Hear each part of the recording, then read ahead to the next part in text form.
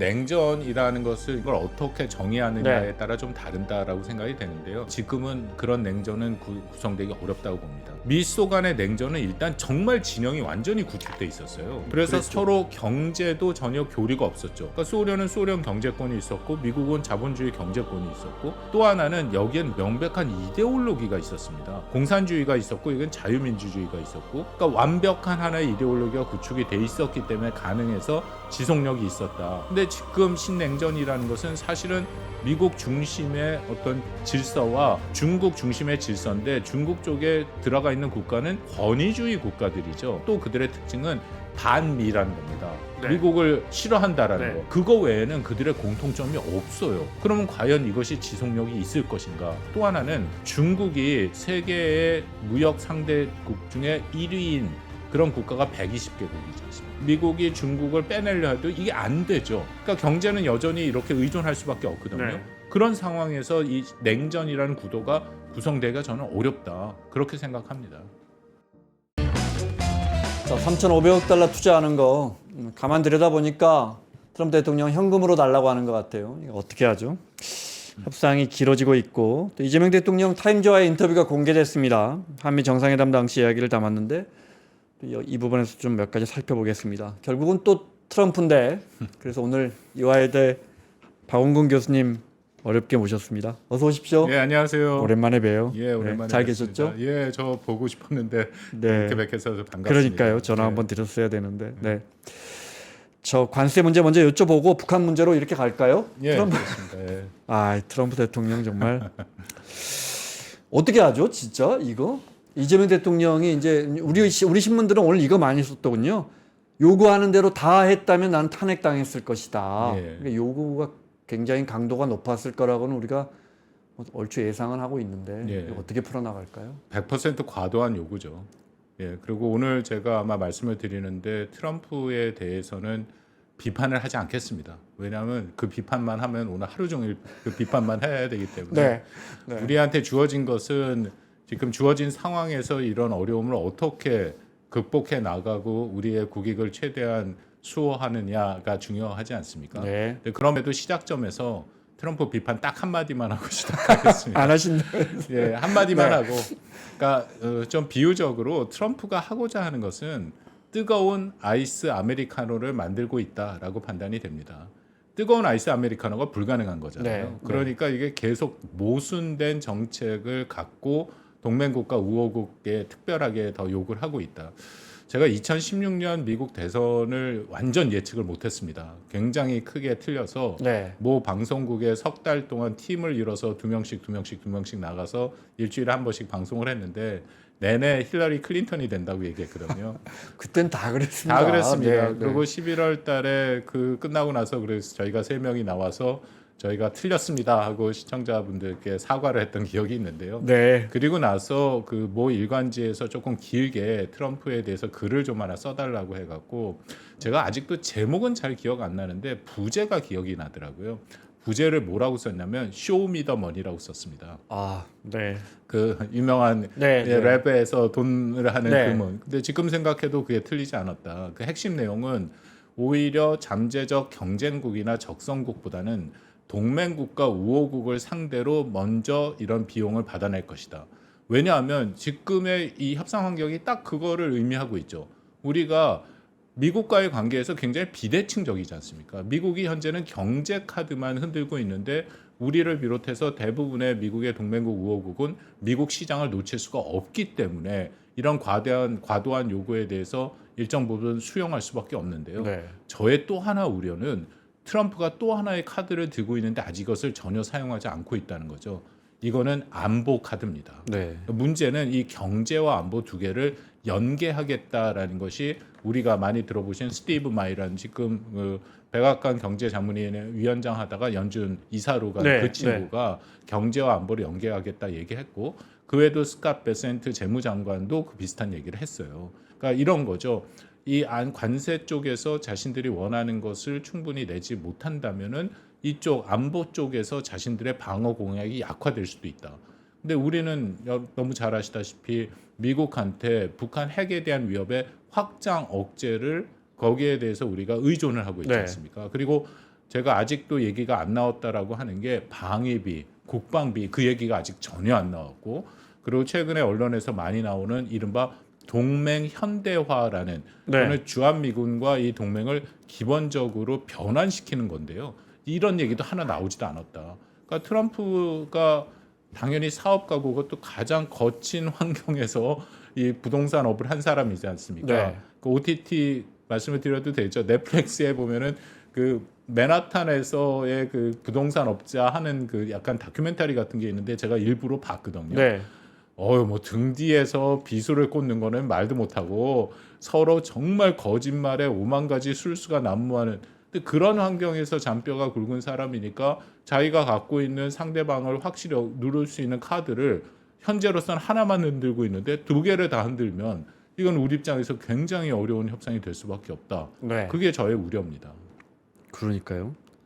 다른 나라는 그래도 좀 뭐 캐나다라든지 인도라든지 뭐 좀 버텨볼 생각도 있나 본데 우리는 안보가 있어서 네. 그래서 이제 뭐 미국의 무슨 싱크탱크에서 3,500억 달러 주느니 우리 기업들에게 차라리 그 돈 주는 게 낫겠다. 뭐 아니 뭐 산술적으로 보면 그렇죠. 그런데 이게 우리한테 가능한 일이 아니잖아요. 그렇습니다. 그거 네. 저도 봤는데 문제가 거기 그 이론의 그 논리의 문제는 트럼프가 만약에 정말 그렇다면은 상호 관세가 25%로 다시 얘기를 했지 않습니까?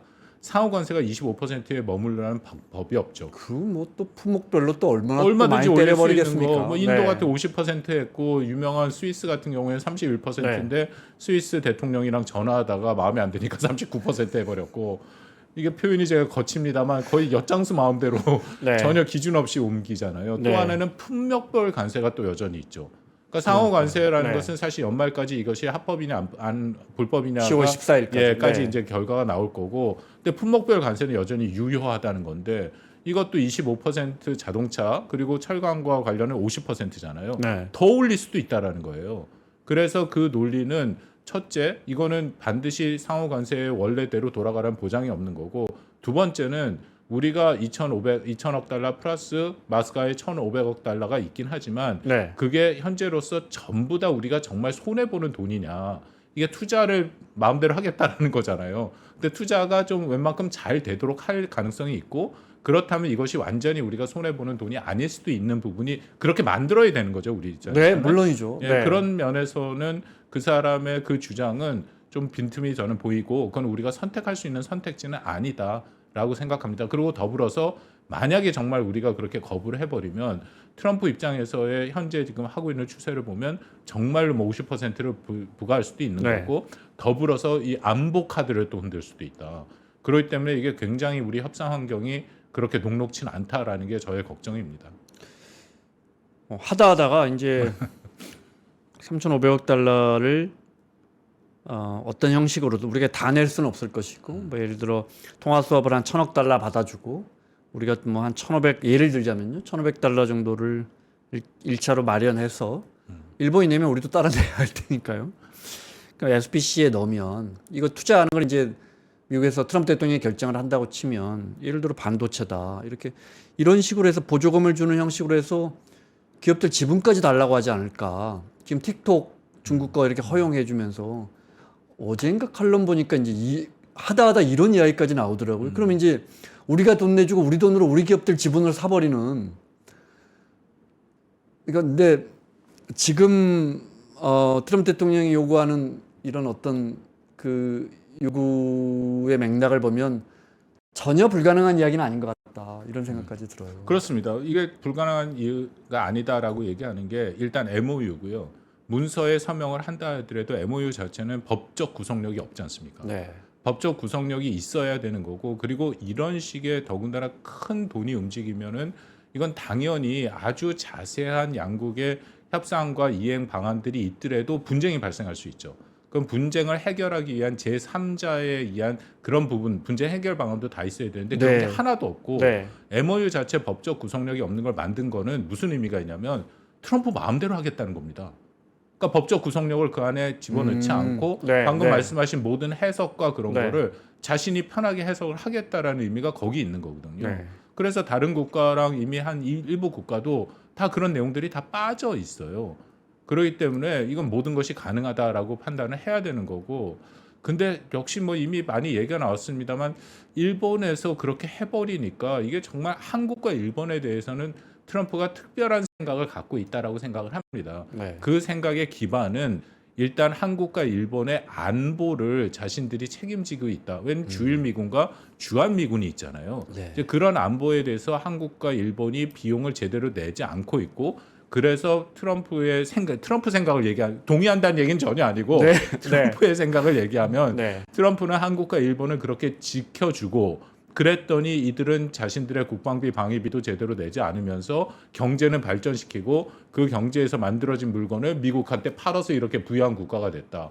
그러니까 그간의 역사를 보면 이제는 이 두 국가는 미국한테 영어로 페이백, 돈을 갚을 때다. 그런 생각을 갖고 있다. 네. 그렇기 때문에 이런 무리한 요구를 하고 있다고 판단이 됩니다. 공개적으로 친구들이 우리 걸 많이 약탈해 갔다 이렇게 표현하잖아요. 네. 네. 근데 그게 또 유럽이랑은 좀 다르지 않습니까?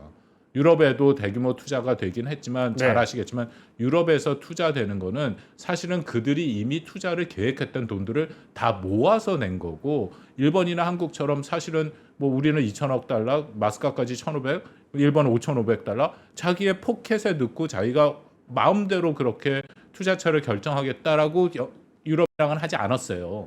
그러니까 그런 면에서는 현재 유의하게 한국과 일본에 대해서만 이런 걸 요구하고 있다. 네. 그러니까 그거는 제가 말씀드린 트럼프의 인식 속에서 이들 국가는 자신들이 책임을 졌다라는 것이 있고 그렇게 따지면 유럽도 사실은 뭐 나토에서 네. 70% 가깝게 방위비를 내고 있는 건 미국이고 늘 나토 국가가 또 미국을 그만큼 착취하고 얘기를 하고 있다라고 함에도 불구하고 그 국가는 국가 연합이지 않습니까? 그러니까 아마도 그런 부분에 대해서는 좀 부담이 있다라고 판단은 됩니다. 우리가 일본은 그렇다 치고 나토는 어찌 보면 근데 방위비 같은 거 이런 부분 보면 또 상호관세 이런 부분도 그렇고 많이 양보하면서 또 도장을 찍어요. 그런 부분은 우리가 보면 저런 이유가 저렇게 끌려가 버리면 우리가 버티긴 진짜 어렵겠다 생각은 이유는 왜 이렇게 방위비 같은 것도 사실은 버틸만 한데 결국은 GDP의 몇 %까지 다 올린다고 약속을 해버렸어요. 그게 이유가 사실 좀 표현이 거칩니다만 버틴 게 아니라 좀 뭐랄까 약간 사기 가까운 게 있어요. 네, 특히 네. 저는 방위비 국방비를 보고 이거는 한국이 좀 벤치마킹을 할 필요가 있다라고 네. 생각하는데 앞으로 10년 내에 현재의 국방비를 5%로 증액을 하기로 했지 않습니까? 네. 근데 증액의 내용을 보면 3.5%가 실제 국방비, 우리가 쓰는 흔히 말하는 국방비고 1.5%는 간접 비용입니다. 이제 국방에 들어가는 간접 비용들 그거는 네. 사실은 굉장히 넓게 뭐 얘기할 수 있는 거죠. 네. 예를 들어서 방산을 발전시키는 비용도 국방비로 집어넣을 네, 수 있으니까 그건 전혀 문제가 안 되는 거. 첫째는 그렇게 했고요. 두 번째는 이것을 각 국가별로 하는데 이 국가별이 각 국가가 과연 3.5%를 앞으로 어떻게 몇 년도 그러니까 10년의 계획을 어떻게 해서 몇 년 연간 얼마 정도를 하는지를 중간 평가하는 연도가 2029년입니다. 2029년이면 트럼프가 물러나는 해예요. 네. 그러니까 이게 확인이 안 되는 겁니다. 네. 그렇기 때문에 우리도 사실은 5% 그리고 또 하나 결정적으로 뭐냐면 기준 연도가 불명확해요. 그러니까 예를 들어서 현재 2025년을 기준으로 2035년을 계속해서 그 25년을 기준으로 간다면 이게 어차피 인플레이션이 있지 않습니까? 네, 네. 그렇다면 이 5%가 올라가 우리 같은 경우에는 그렇죠. 네. 가만히 있어도 3%가 넘어가요. 앞으로 네, 그 정도 5년 내에. 그러니까 그것도 기준 연도가 좀 불명확해요. 그래서 저는 그걸 보고 미국이 이미 언론에서 일부 나왔습니다만 우리한테도 5% 얘기도 나오고 때로는 뭐 3.6% 증액을 하라고 하는데 이런 나토 모델을 우리가 수용하면 되죠. 그러니까 기준 연도를 올해로 해놓고 네. 그냥 간다면 앞으로 5년 후에 우리는 3.4% 이상 갑니다. 그럼 충분히 이건 올라가는 거거든요. 그러니까 그런 방식은 얼마든지 가능한 것이다라고 생각을 합니다. 그래서 답이 없는 질문을 드려야 할 것 같아요. 그래서 우리 정부는 서두르지 않겠다는 입장은 분명히 하는 것 같아요. 예. 그리고 우리 언론도 참 일본이 MOU 서명하고 나서 일본 언론도 좀 비판적이었는데 우리 언론도 야 이거 일본은 15%로 낮춰졌는데 우리가 어떻게 할 것이냐라는 지적이 많이 사그러진 것 같아요. 네. 정부의 가장- 조언을 좀 해주신다면요. 그러니까 가장 큰 걸 이미 언론에서 많이 다뤘습니다만 일본은 기축통화 국가잖아요. 그리고 우리보다 갖고 있는 외환 보유액이 뭐 3배 이상이고 네, 또 네. 경제 규모도 2.3배니까 그 기준으로 놓고 하면 우리는 안 된다. 이미 그 원하는 우리가 약속한 그 액수 이것은 직접 투자 트럼프가 원하는 식으로 하면은 우리는 외환 위기에 가까운 상황이 올 그렇습니다. 가능성이 네, 분명한 네. 거고 또 통화 스와프 뭐 그 얘기가 나오긴 하는데 기축통화 국가 아닌 상황에서 그 기간을 특정하지 않은 그런 통화 스와프는 미국이 맺지를 않았거든요. 그러니까 아까 1,000억 달러 얘기하셨는데 네. 그것도 이제 기간을 어떻게 잡느냐. 그거에 또 문제가 있지 않겠습니까? 그러니까 네. 그런 부분들은 이건 우리가 양보하고 싶어도 양보할 수 있는 상황이 아니다라는 면이 가장 중요하고요. 그렇다면 이걸 어떻게 돌파하냐? 네. 여전히 저는 마스가가 그거에 대한 하나의 돌파에 가장 중요하다는 파트라고 생각을 합니다. 이거는 사실은 우리보다 미국이 훨씬 더 급해요. 네. 왜냐하면 우리가 미국 갖고 있는 유일한 카드예요. 유일한 카드지만 매우 중요한 카드죠. 왜냐하면 미국의 현재 해군력을 보면 네. 앞으로 5년 내에 60척 이상의 군함이 퇴역하게 돼 있습니다. 이미 잘 알려진 것처럼 거의 중국은 배를 찍어내다시피 하는데 미국은 그럴 능력이 전혀 없어요. 그렇다면은 미국과 중국 사이에 전략적 경쟁을 하고 있고 특히 대만 해협에 대한 위기를 계속하는 이런 상황에서 이렇게 해군력이 계속 뒤처지고 그리고 실질적으로 이번에 연합훈련 하지 않습니까? 연합훈련을 하는데 작년 재작년 아이론 메이스를 말씀을 드리는데 네. 항모 전단이 들어왔어요. 근데 이번에 항모 전단이 안 들어왔거든요. 거기엔 뭐 몇 가지 이유가 있긴 한데 미국이 11척의 항모 전단을 운영을 하고는 있지만 실질적으로 실전에서 배치할 수 있는 게 3전단 정도밖에 안 된다. 나머지는 유지 보수가 그렇게 빨리 안 되기 때문에 네, 어렵다라는 네. 얘기가 있습니다. 그러니까 그만큼 전력 자체에 어려움이 있기 때문에 이건 마냥 미룰 수가 없는 부분이거든요. 그리고 세계에서 아시다시피 유일하게 이 부분을 할 수 있는 건 한국이에요. 일본도 그걸 이 정도 못합니다. 네. 네. 뭐 그러기 때문에 이 카드를 우리가 최대한 활용하는 게 그것이 저는 뭐 우리가 갖고 있는 중요한 하도 트럼프가 카드 하니까 우리 카드가 없는 것은 아니죠. 그러니까 이걸 잘 활용할 필요가 있다고 생각합니다. 알겠습니다. 참 답이 안 나오는 걸 제가 자꾸 여쭤봅니다. 네. 정부는 또 오죽 답답하겠습니까? 네. 김정은 이야기 좀 해보죠. 네. 무슨 생각하고 있을까요? 이번에 한 건 김정은- 했어요. 한 건을 했습니다. 자기가 만든 건 아닌 것 같아요.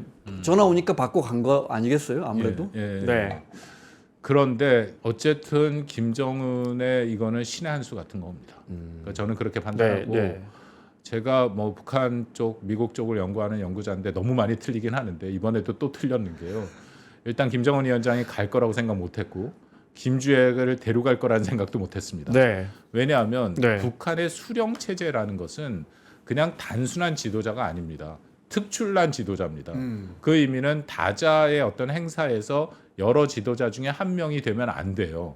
그 중에서도 특별하게 본인이 유일 독존 형태로 나타나야 되는 게 수령 체제의 네. 기본적이지 않습니까? 그래서 다자의 물론 이제 김일성 시기에는 갔는데 김일성 시기에 가는 59년 얘기가 많이 나옵니다만 그 사실상 수령 체제를 확립한 건 68년이거든요. 67년 8년 그때이기 때문에 그 이후에는 그런 다자 협의를 잘 가지를 않았어요. 그래서 안 갈 거라고 생각했는데 갔습니다.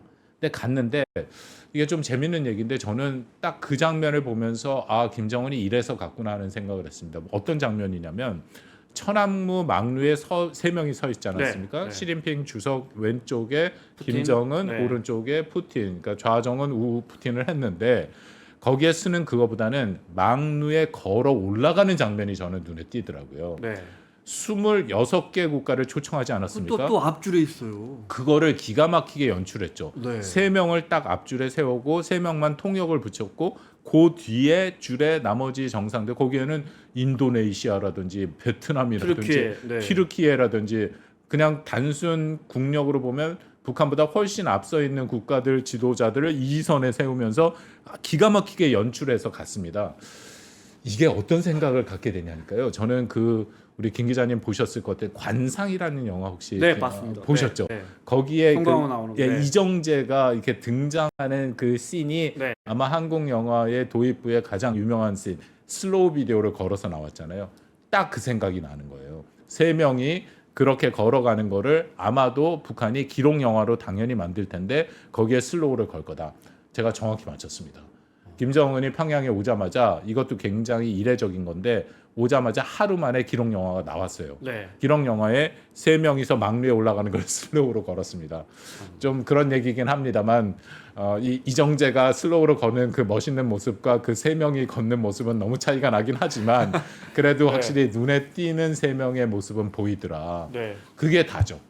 김정은이 원했던 건 그 장면입니다. 교수님 말씀하신 것처럼 그 스틸 사진 저희도 봤는데 네. 진짜 오히려 막루 사진보다도 야 이게 어떻게 가능하지 그러니까요. 정말. 네. 안전하게 연출을 한 거지 않습니까? 네. 26명의 지도자들을 다 뒤로 보내고 앞에만 3명이 딱 걸어갈 수 있도록 하는 그게. 그러니까 이게 저는 가장 핵심적이었고 김정은이 간 목적이라고 본 게 이걸 통해 정치적인 승리. 이게 실질적인 성과랑은 별개로 정치적 승리를 선포할 수 있습니다. 가장 큰 거는 북한 국내적으로 정치적 승리가 선포되죠. 네. 왜냐하면 1959년에 당시에 중화인민공화국 건국 10주년 열병식이 있었어요. 그 당시에 마오쩌둥이 가운데 섰고요. 그 옆에 바로 후르시초프, 네. 소련의 후르시초프가 있었고 그 옆에 저운라이가 있었고 그 옆에 김일성이 있었습니다. 그러니까 네 번째 옆에 네, 있었던 네. 거죠. 근데 이번에 보면 자기 할아버지 북한 조선인민민주주의 공화국 이퀄 김일성입니다. 자기 할아버지도 못했던 시진핑이라는 현재 미국과의 1위를 다투는 그 국가 지도자 바로 왼쪽에 김정은이 섰다. 그거 하나만으로도 북한 주민들에게는 자기네 지도자가 이 정도의 수준이구나 라는 것을 충분히 선전적으로 정치적으로 보여줄 수 있는 거고 세계에도 보여주는 모습이 있지 않습니까? 네. 26개 국가 중에 가장 앞에 쓴 3개 국가니까 더 이상 북한은 뭔가 불법적으로 핵을 개발하고 있는 외톨이 국가가 아니라 세 국가 안에 드는 국가다라는 것을 세계에 보여줬죠. 또 공통적으로 김 기자님 그 세 개 국가가 어떤 특징을 갖고 있다고 보세요? 북한이 거기에 낄 만한 그런 조건이 되나요? 핵 말고는 조건이 안 맞습니다. 되죠. 바로 네. 핵이에요. 네. 바로 핵입니다. 그러니까 나머지의 국력으로 따지면 아까 말씀드린 뭐 베트남이라든지 인도네시아, ARF 계셨잖아요. 그 두 네. 국가가 인구면이나 경제면이나 북한이랑 비교가 안 되잖아요. 그런 국가들보다 앞에 쓸 수 있는 것은 북한이 핵을 가졌다. 역으로 북한이 핵을 가지 않았으면 그 세 국가에 뛰지 못했다라는 거죠. 우리한테는 매우 괴로운 소식인데 그렇다면은 사실은 뭐 중국과 러시아가 이게 뭐 적극적으로 이것을 수용했다라고 보기는 어렵지만 네. 핵을 가진 북한을 암묵적 묵인 정도는 됐다라고 볼 수가 있는 거죠. 오히려 그러니까 중국 입장에서는 이제 형식적으로나마 유엔 제재나 미국 제재할 때 유엔 북한에 대한 핵 제재를 동의했었고, 네, 힘을 뭐 미국 쪽에 손을 들어줬었고, 그 지정학적인 위치 때문에 중국 입장에서는 잘못하다가 저 친구 저 트럼프 대통령 만나서 악수하는 거 아니야라는 그것 때문에 인력을 강화한 거 아닌가 네. 그런 생각도 들거든요. 맞습니다. 저도 네. 그렇게 생각합니다. 이번에 아마 북한의 이해와 중국의 이해 어느 쪽이 더 이것을 원했을까 하면은 중국이 조금 더 먼저 원했을 가능성이 있어요. 네, 김정은이 뭐 거기서 큐시트 짠다고 시진핑 주석이가 들어주겠습니까? 그렇죠. 자기들이 필요하니까 들어줬겠죠. 그렇죠. 네. 먼저 아마 초청을 했을 경우 가능성이 크고 네, 중국이 그 초청을 한 거에 대해서 북한이 명백하게 원하는 조건들이 있었겠죠. 네. 말씀 나눈 앞에 3명에 자기가 서야 된다라는 거 네. 그런 조건들이 쭉 있었을 것이고요. 그러면 왜 과연 중국은 그 정도를 다 받아주면서 했느냐? 첫째는 방금 말씀하신 지정학적 이유가 가장 크죠. 이런 거라고 저는 생각합니다.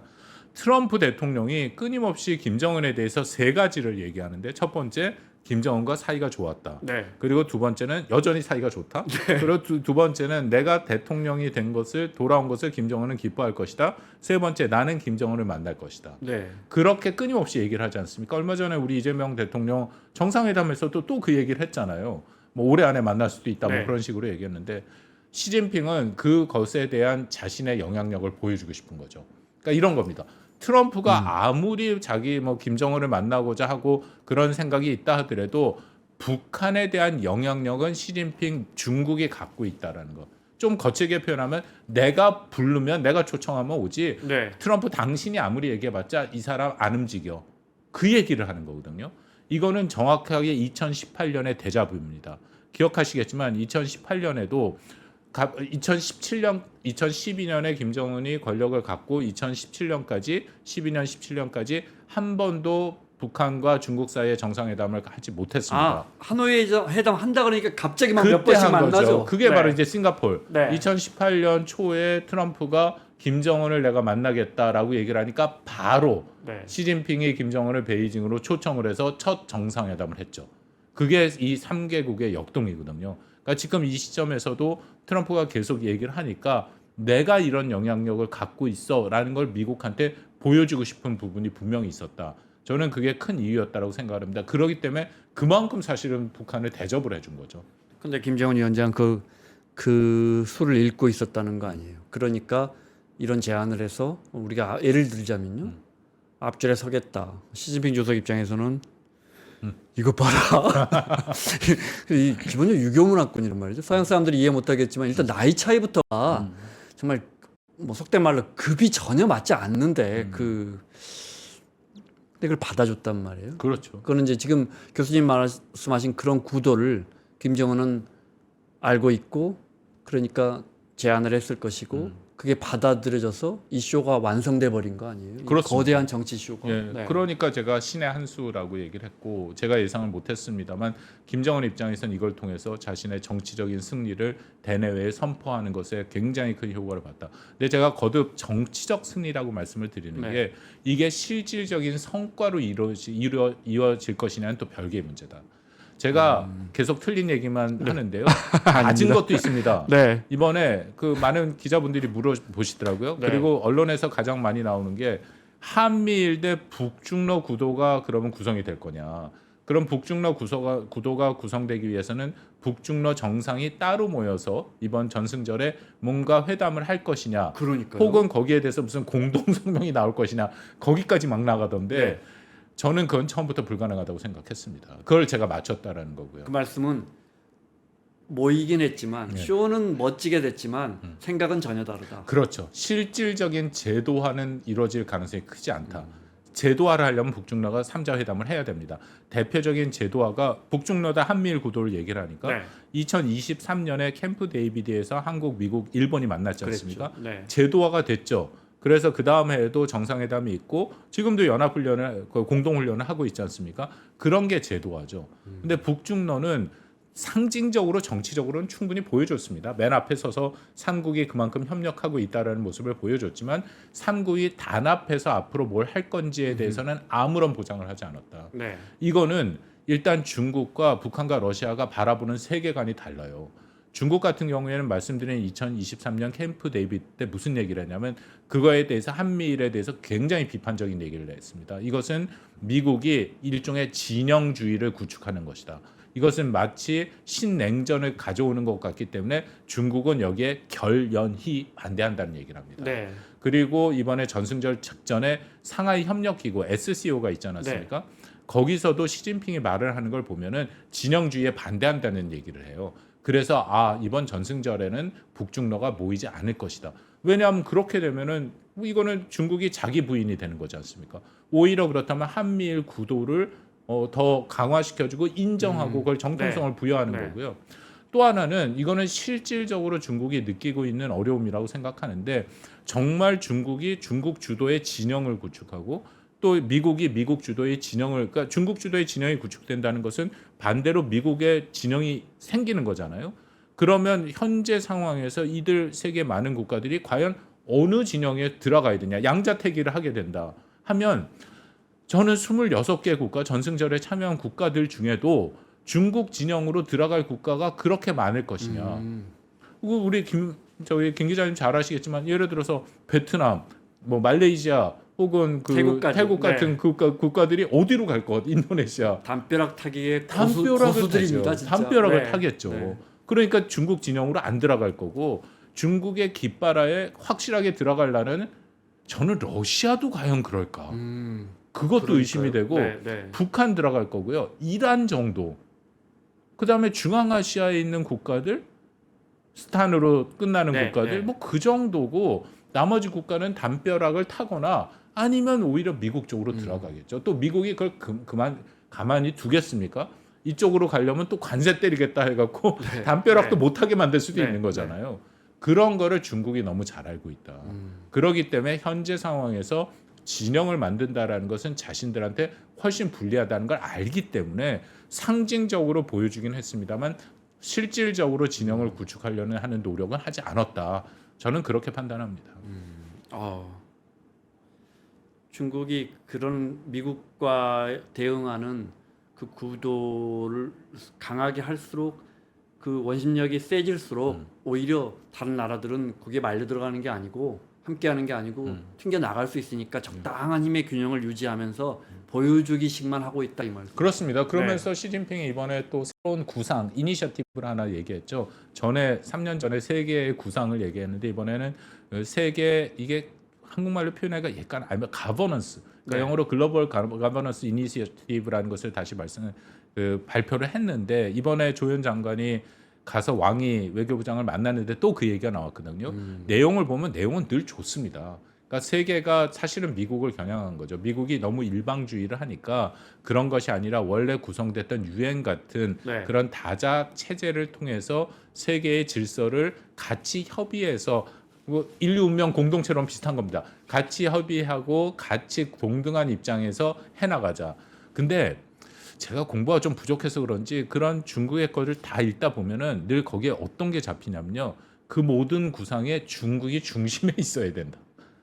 그 얘기가 있어요. 중국이 중심에 있을 때 세계의 안보와 평화와 세계의 지도 체제는 다시 구축된다라는 얘기를 하고 있거든요.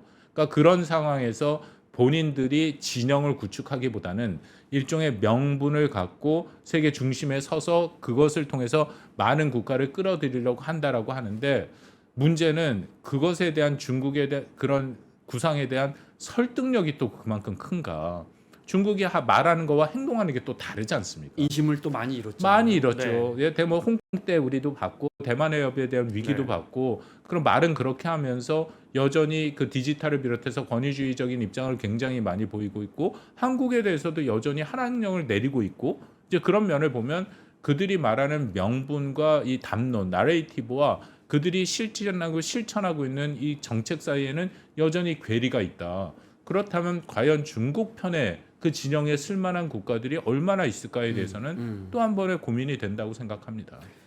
그럼 예를 들어 우리가 표현을 할 때 미국과 미소의 냉전이 아닌 미국과 중국의 신냉전의 시작이다 이 표현은 조금 잘못된 거군요. 예를 들자면 미국의 원탑과 신다극화 시대 정도로 봐야 하겠습니까? 글쎄, 저는 신냉전이라는 것을, 그러니까 냉전이라는 걸 어떻게 정의하느냐에 따라 좀 다른다라고 생각이 되는데요. 우리가 흔히 냉전이라고 하면은 미국과 소련 사이의 냉전을 얘기하지 않습니까? 영어로는 대문자 콜드워를 쓰게 되는데 그 냉전이라면 지금은 그런 냉전은 구성되기 어렵다고 봅니다. 왜냐하면 미소 간의 냉전은 일단 정말 진영이 완전히 구축돼 있었어요. 그래서 그랬죠. 서로 경제도 전혀 교류가 없었죠. 그러니까 소련은 소련 경제권이 있었고 미국은 자본주의 경제권이 있었고 그러니까 서로 간의 소통과 의존이 필요 없었다는 거고요. 또 하나는 여기엔 명백한 이데올로기가 있었습니다. 공산주의가 있었고 이건 자유민주주의가 있었고 그 이데올로기는 인류의 마지막 구상까지 포함되어 있는 거잖아요. 공산주의 사회는 최종적인 그 인류의 발전 단계의 마지막이 공산 사회의 건설이고 여긴 자유민주주의 확산이니까 그러니까 완벽한 하나의 이데올로기가 구축이 돼 있었기 때문에 가능해서 지속력이 있었다. 근데 지금 신냉전이라는 것은 사실은 미국 중심의 어떤 질서와 중국 중심의 질서인데 중국 쪽에 들어가 있는 국가는 권위주의 국가들이죠.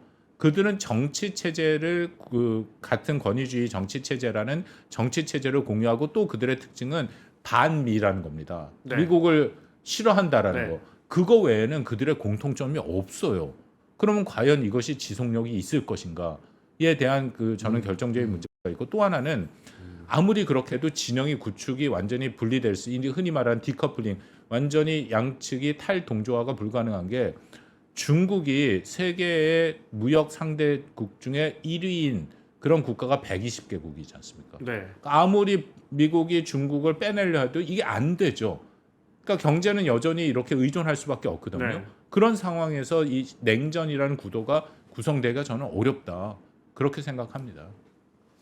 그 말씀대로라면 그렇군요.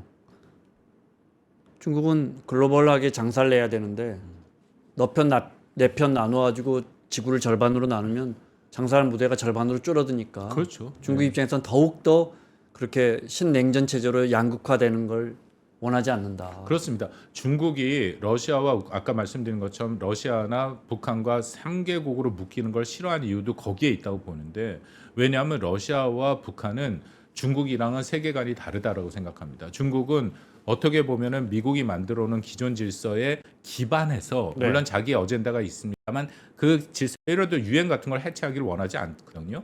그 안에서 미국을 넘어선 제1강대국이 되는 것을 원하는 거고, 러시아와 북한은 아니죠. 기존 질서를 완전히 훼손하고 기존 질서를 부인하지 않습니까? 러시아 같은 경우에는 유엔 안보리 상임 이사국이고, 그 유엔 안보리 상임 이사국의 임무라는 것은 세계의 평화를 지켜야 되는데, 이 러시아라는 국가는 옆에 있는 그 인접 주권 국가의 영토를 침탈할 목적으로 네. 전쟁을 했어요. 그러면 이 유엔 체제 자체라는 것을 부인하는 행위가 되는 거고, 북한은 제가 뭐 말씀드릴 필요 없이 불법적으로 뭐 이게 뭐 공정하냐 아니냐를 떠나서 어쨌든 68년에 만들어진 이 이른바 NPT 네. 체제라는 것을, 비확산 체제를 부인하면서 불법적으로 핵을 보유하고 개발하고 있지 않습니까? 그러니까 이들 두 국가랑은 차이가 있고, 중국의 입장에서는 러시아와 이 우크라이나 전쟁에 협력하고 있는 러시아와 북한을 굉장히 부담스럽게 보죠. 왜냐하면 이들 두 국가는 유럽의 입장에서는 이제 실존적인 위협이 됐지 않습니까?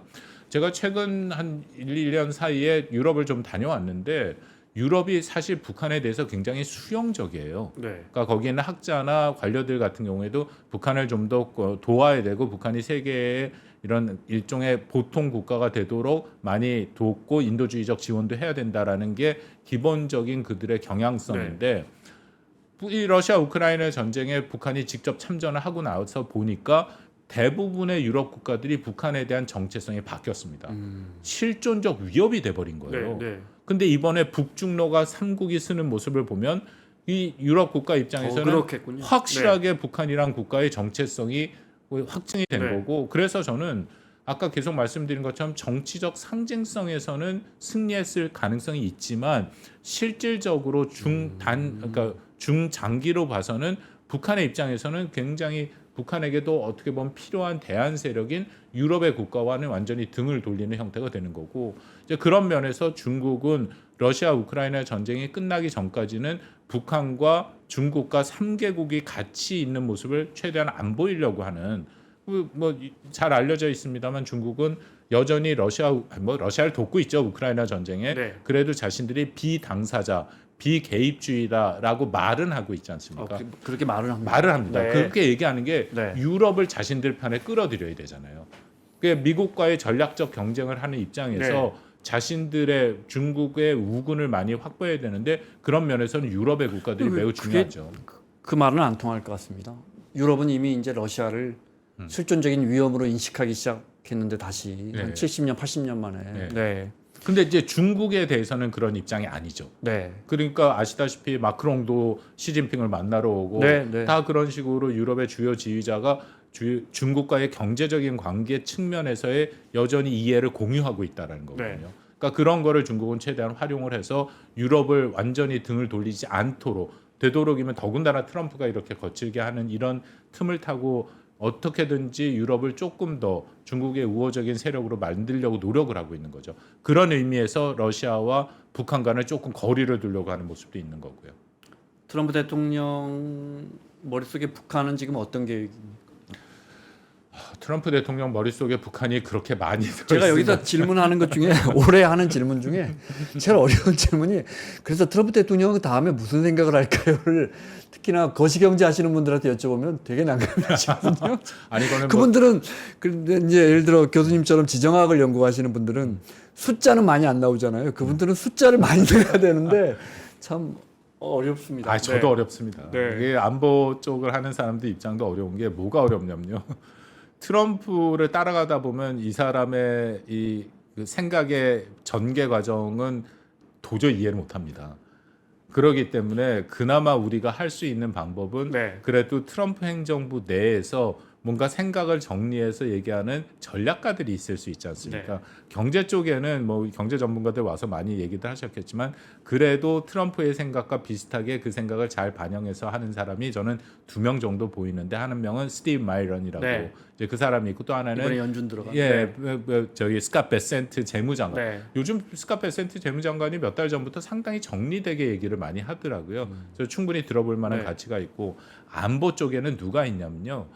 미안한 얘기지만 피트 헤그세스 국방장관은 별로 그런 쪽은 아닌 것 같고 네. 정책 차관을 하고 있는 엘브리지 콜비가 있습니다. 오, 네. 그러니까 뭐 좀 약간 미안한 얘기인데 이 사람이 또 1급 전략가라고 보이진 않은데 워낙 트럼프 쪽에 사람이 없어서 그나마 전략을 자신이 갖고 있는 것을 보여주고 또 일관되게 얘기할 수 있는 정말 몇 안 되는 사람. 이게 바이든 행정부에는 그런 전략가가 너무 많았어요. 근데 트럼프 행정부는 한 명 보이거든요. 네. 이 사람이 실질적으로 미국 국방 정책을 만들고 있습니다. 이미 만들어져서 워싱턴 내에서 그것을 계속 보고 있다. 그렇다면은 우리 입장에서는 이 엘브리지 콜비가 얘기하고 생각하고 하는 부분들을 우리가 따라갈 필요가 있다고 판단이 되는데요. 결론부터 말씀드리면 좀 걱정되는 게 많이 있습니다. 이게 동맹 쪽 이슈로 가면. 네.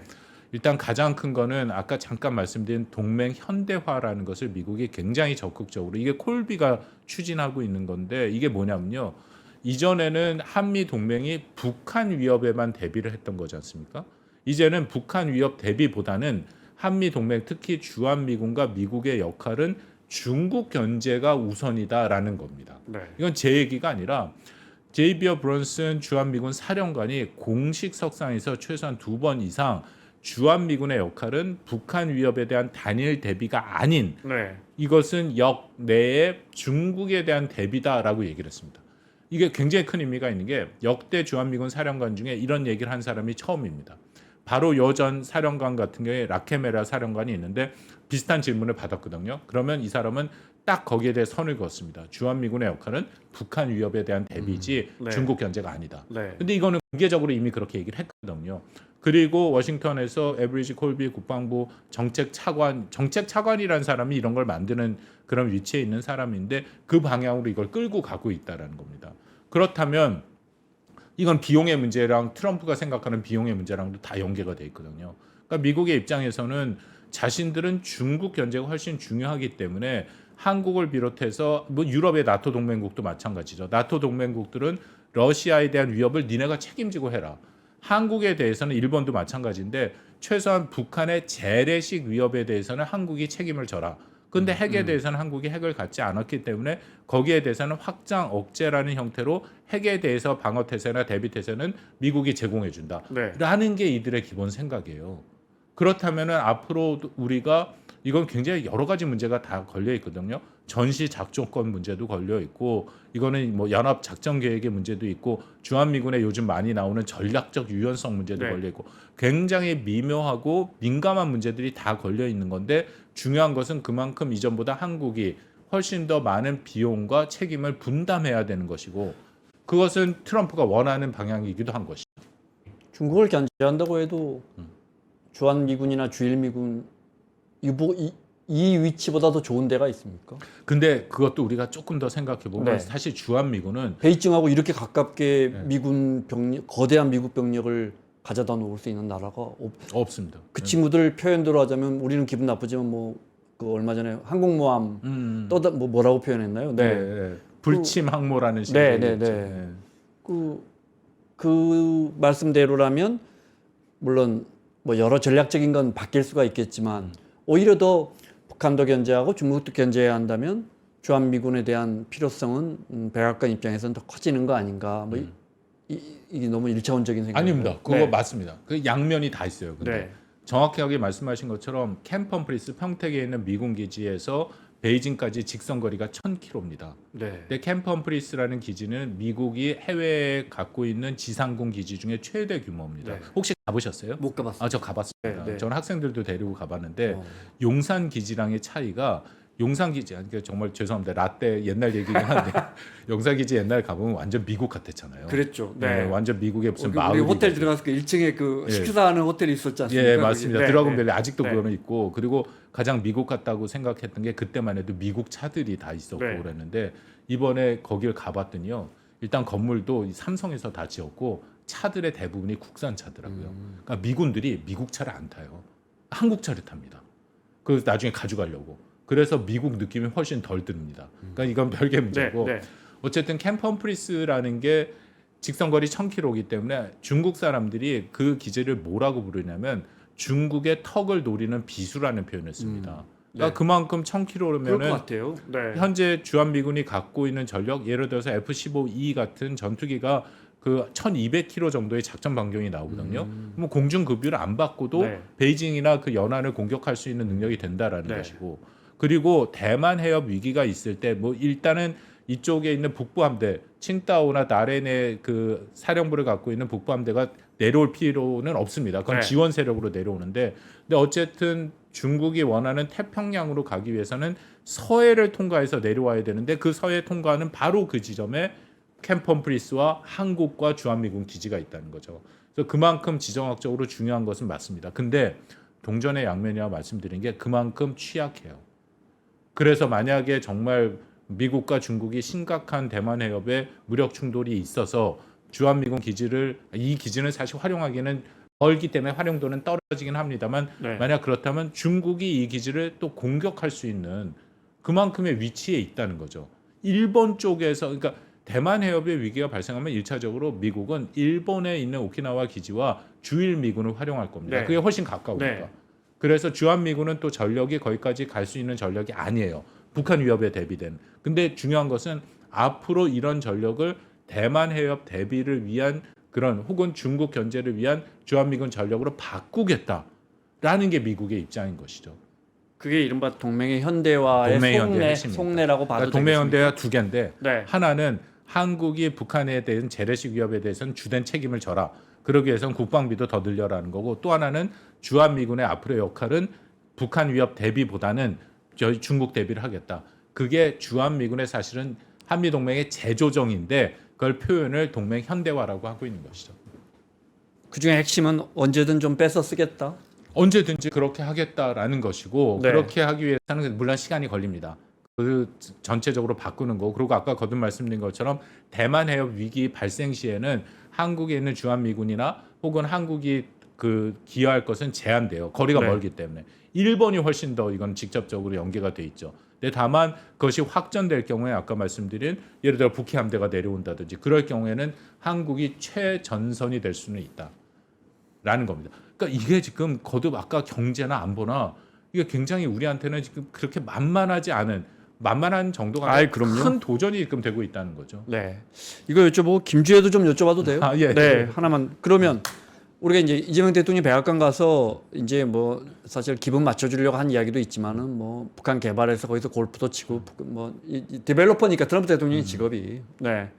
그 우리도 나름 희망 회로를 돌려서 야, 이렇게 막 지구의 기존 질서를 막 휘저어 버리는 상황에서 막 혼란스러울 때 혹시라도 또 북미 관계 좋아지면서 우리도 남북 관계 개선하고 저 친구들 좀 개혁 개방으로 어떻게 좀 뭐 이런 희망회를 돌리고 있었는데 김정은 위원장이 갑자기 천안문 막내 올라가 버렸어요.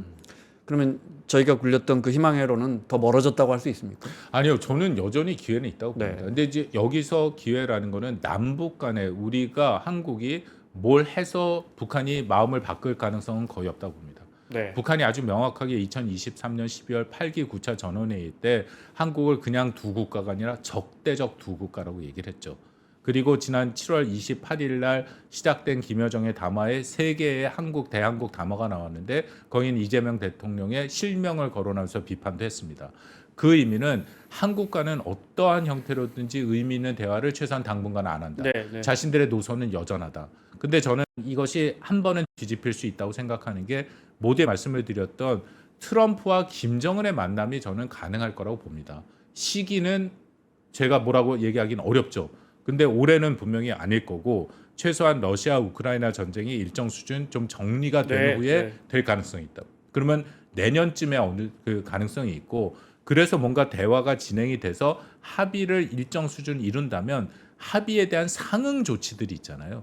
그 상응 조치는 사실은 한국이 해야 됩니다. 한국밖에 할 수가 없어요. 흔히들 생각하는 게 중국이 뭐 북한에 대해서 투자를 하고 경제적으로 도와주고, 아마도 우리 김 기자님 잘 아시겠지만 중국 사람들은 이거 계산에 굉장히 박습니다. 그렇기 때문에 자신들한테 확실히 남지 네. 않으면 절대 투자 안 하잖아요. 그 동남아시아에서 충분히 보셨잖아요. 네, 중국이 네. 뭘 어떻게 하고 네. 있는지. 그 동남아 사람들 중국 별로 안 좋아해요. 안 좋아해요. 네. 그러니까 북한도 마찬가지거든요. 근데 우리는 같은 동족과 같은 통일의 의미를 갖기 때문에 반드시 단기 이익이 아니더라도 그것에 대해서 우리가 남북 협력 기금도 있고 우리는 투자를 할 수 있어요. 그럼요. 미국의 트럼프가 무슨 콘도 짓는다 하는데 투자할 거라고 보세요? 저 안 한다고 봅니다. 그 사람들은. 네. 그러니까 그런 면에서 결국은 이 부분에 대해서 해결하고 상응 조치를 할 수 있는 주체는 한국이다. 네. 네. 그렇다면 설계는 그쪽에서 하더라도 네. 그리고 여기서 중요한 건 그렇기 때문에 한미 간의 관계가 공고하고 협력이 잘 돼야죠. 네. 그래서 일방적으로 우리가 표현이 거칩니다. 뒤집었으면 절대 안 되는 거고 한국과 미국이 아주 정교한 대북 정책과 비핵화 정책을 같이 만들어서 비록 우리가 그 대화에 같이 주체로 참여하지는 못하지만 미국과 북한 사이에 대화가 될 때 우리의 입장이 충분히 거기에 반영될 수 있도록 네. 그렇게 하는 노력들이 필요하고 그 과정에서 뭔가 판이 분명히 한번 뒤집힐 때 우리가 움직일 수 있는 공간을 마련해 놓는 거 저는 그게 매우 중요하다고 생각합니다. 우리가 또 참 뭐 LH나 우리 도시 개발하고 뭐 보상해서 택지 개발하고 거기 아파트 올리고 뭐 상가 올리고 정말 도시 하나만 우리 이라크에도 도시를 만드는 나라인데 우리 민족이 있는 나라에 올라가지를 못하네요. 네. 김주혜는 어떻게 보세요?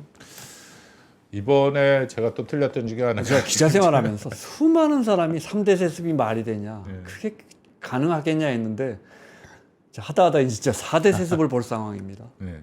근대 민족 국가의 3대 세습도 사례가 없었고요. 그럼 이 4대 세습은 더 사례가 없는 상황이긴 한데 이렇게는 말씀드릴 수 있을 것 같아요.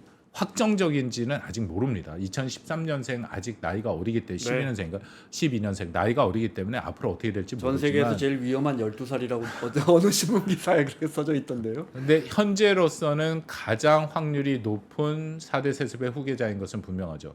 제가 또 틀렸다고 말씀을 드린 게 전승절에 과연 김주혜를 데려갈 것이냐. 이게 표현이 좀 거칩니다만 남의 잔치상에 잿밥을 뿌릴 수 있다는 생각이 돼서 저는 안 데리고 갈 거라고 생각을 네. 했어요. 딸 데려가는 정상이 어디 있어요? 그리고 김주혜를 만약 데려가면 전 세계 뉴스가 김주혜에 또 집중하게 돼서 전승절의 의미를 좀 상쇄시킬 수가 있기 때문에. 근데 그것도 북한이 절묘하게 만들었더라고요. 김주혜가 중국 전승절에서 딱 한 번 나옵니다. 그것은 기억하시겠지만 그 베이징에 도착하는 기차역에서 차이카이인가요? 서열 5위의 그 당 정치국 상무위원회 영접을 받는데 김정은 바로 뒤에 서 있죠. 자신의 위상을 보인 겁니다. 네. 그러니까 이것은 자기가 2인자로서의 후계 구도에 가장 앞서 있다는 것을 분명히 보이는데 그게 다였어요. 그 다음에 아무데도 안 나타났습니다. 근데 과연 아무것도 안 했느냐? 했습니다.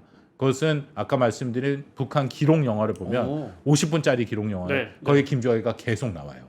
뭐 푸틴 만나는 데도 나오고 계속 나옵니다. 그러니까 이 김주혜를 데리고 간 것은 두 가지 이유. 하나는 중국에게 선을 보인 거고 중국에게도 당연히 김주혜를 데려간다는 얘기를 했을 거고 중국의 동의가 있었겠죠. 그렇다면 이것은 후계 구도 최소한 백두혈통의 4대 세습에 대해서는 중국도 일정 수준 동의를 받은 거고 네. 그리고 더 중요한 것은 북한 주민들한테 보여주는 거죠. 이것도 결국 말씀드립니다만 과연 4대 세습의 후계자로 확정이 됐는지는 모르겠지만 최소한도 백두혈통의 4대 세습이 이루어진다라는 것은 분명히 보여주고 있다. 근데 이거는 김정은이 앞으로 풀어야 할 숙제가 너무 많습니다. 제가 후계자냐 아니야 그걸 떠나서 풀어야 할 문제가 많다고 얘기하는 게 첫 번째는 아직은 12살인데 후계 구도를 지금 벌써 얘기할 수는 없지 않습니까? 네. 김정은이 84년생으로 알려져 있으면 40살이죠. 근데 물론 김정은의 건강은 이상하지 않은 게 이상하다라고 얘기할 정도로 우리가 눈에도 보이는 거 이번에도 네. 막루 가서 계속 부채질하고 뭐 이거는 여러 가지 네. 또 그 가족 병력도 있지 않습니까? 그렇긴 하더라도 아무리 그래도 40대인데 초반인데 네. 벌써 후계를 한다라는 것은 어쩔 수 없이 또 건강 이상설이 계속 나오게 하는 그런 단초를 제공했다는 거고요. 또 하나는 북한은 말도 못하는 가부장적 사회입니다. 남성 중심 사회고 여전히 병영 국가적인 측면이 있어요. 어떤 군에 대한 업적과 군의 경력이 매우 중요합니다. 12살짜리 여자아이가 무슨 군에 대한 경력이 있어요. 그리고 또 하나는 이미 우리가 2번의 세습을 경험했기 때문에 세습 과정을 압니다. 우상화 작업이 있어요. 뭔가 우상화를 하고 예를 들어서 김정일은 한 10년 이상 이름이 안 나오면서 당 중앙이라는 식으로 표현으로 네. 우상화 작업이 됐고 김정은도 짧은 시간이었지만 뭐 샛별 장군이라든지 발걸음 같은 식으로 우상화 작업이 있었는데 이 김주현은 언제입니까? 2018년 2022년인가요? 11월에 갑자기 등장을 하기 시작해갖고 맞아요. 네. 지금까지 그냥 우상화 작업이 없이 그냥 등장해서 나타난 거잖아요. 그렇다면은 과연 이런 것이 없이 북한이라는 극장 국가에서 정치적인 상징성과 우상화가 그렇게 중요한데 그런 거 없이 북한 주민들한테 그걸 수용할 수 있도록 할 것이냐? 물론 이것 때문에 뭐 북한 주민이 조직적인 뭐 반항을 한다든지 그럴 가능성은 전혀 없지만 그들의 믿음 체계에서 이게 맞을까 하는 거에 의구심은 있을 수 있다. 이 말씀을 드린 건 이건 김정은이 극복해야 할 문제들입니다. 근데 이 숙제가 저는 그렇게 만만해 보이지는 않아요. 자기가 앞으로 뭐 2, 30년은 할 수 있겠다 이런 생각을 하고는 있겠죠 사람이. 마무리를 해야 됩니다. 간단하게 에이펙에 트럼프와 시진핑이 만날 수 있는 가능성은 어느 정도라고 보십니까? 그것도 좀 저는 여전히 쉽지 그래도 않은 몇 달 전에 부분인데. 비하면 좀 높아진 것 같은데요. 높아지고 네. 우리 정부에서는 뭐 양쪽 정상이 다 온다 얘기를 하는데 변수는 여전히 당연히 중국과 미국 사이에 이 관세 끝나지 않지 않았습니까? 네, 네. 그러니까 이게 일정 수준 좀 마무리가 돼야 되지 않을까. 또 더군다나 트럼프가 시진핑을 직접 만난다고 했으니까 그게 에이펙 전후로 언제쯤 될 것이냐. 이제 그런 것들이 또 하나고요. 그리고 트럼프가 다자 협의체를 좋아하지 않습니다. 그래서 저는 좀 조심스러운데 와야 와는 거고요. 네. 왔다가도 마음에 안 들면 또 일찍 갈 수도 있는 거고요. 네. 트럼프 시기에는 모든 게 가능하다. 그러니까 우리가 그런 모든 가능성을 열고 해야 되고, 근데 만약에 정말 잘 돼서 뭐 트럼프와 시진핑이 다 온다면 이거를 뭔가 좀 좋은 기회로 우리가 최대한 활용하는 할 수 네. 있는 그런 방안을 마련할 필요는 있겠죠. 그러니까요. 우리 자꾸 열심히 하는데 소외되는 느낌이 드는데 우리나라에서 하는 큰 행사니까 그거라도 좀 되면 좋겠습니다. 자, 시간 때문에 마무리하겠습니다. 이대 박원근 교수님과 함께 트럼프와 김재원까지 이야기 나눴습니다. 오늘 말씀 고맙습니다. 네, 감사합니다.